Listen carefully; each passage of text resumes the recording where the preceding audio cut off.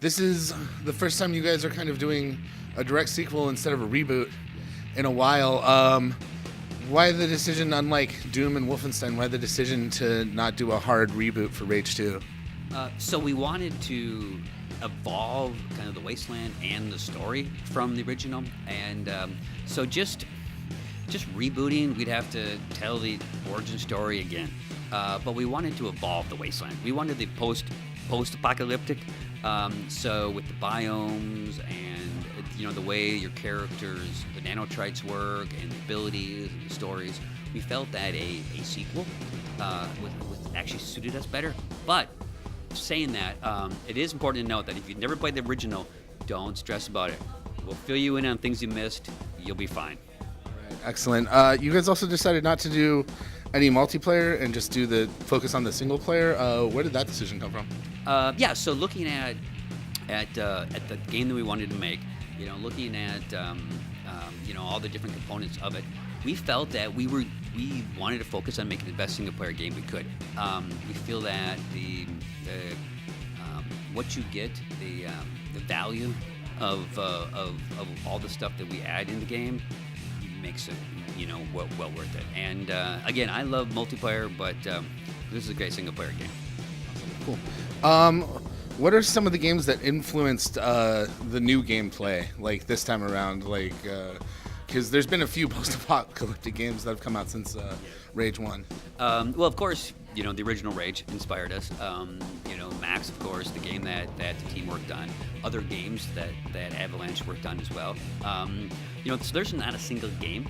Of course, Doom 2016 was a huge inspiration for our type of combat that we built into Rage 2. But we also, again, it's a post-apocalyptic game, but we're really trying to make it different. We push the colors, we push the people, we push the personality. We want this to be fun. We're not taking ourselves too seriously. But this world gives us a chance to be a little crazy and over the top. But it is different, I think. Yeah, speaking of the world, this is really the first time that we've actually get to really take a look at the living, breathing world, and there's a lot more going on than in the first Rage. The minute you step out into the environment, there's tons of stuff for you to do.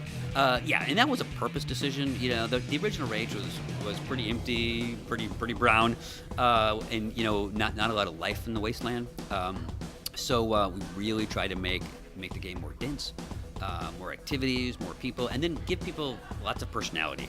You get a chance to meet some people today, and you saw that personality, you saw that kind of richness come through. What was one of the key things you took away from Rage 1 that you really wanted to improve upon in Rage 2? The gunplay of Rage 1 at the time was great. It helped kind of define modern day in-style combat. So for us, we really wanted to make sure that that gunplay was there, and then just the personality. When people played Rage, they love the over-the-top characters. They love the personality of the world, and they want more of that. So that's why Clegg and Lusum and Chaz have these over-the-top personalities, because people love that from Rage. Nice. One of the things I really noticed when playing is the slang. I am a big fan of science fiction that brings its own slang instead of recycling whatever is colloquial at the time. Yes. So our lead writer, Odd Algren, he's a master of the slang, and English is a second language. So we have some fun with our words, definitely. So how did you guys go about selecting Avalanche Studios to make the game? And then also, was that something that had been talked about before they had made Mad Max? So we've always loved the Avalanche games. I've been a big fan of their games. We've known those. The industry is very small, and us game developers, we know everybody. But it wasn't really until they finished Max when we knew that we had an opportunity to work with them, and that was a great opportunity. And it's really worked out so well. Those guys bring so much experience and, of course, great technology. Speaking of the technology, were there any challenges that came up due to the swap from id Tech 5 to the Apex engine for Part 2?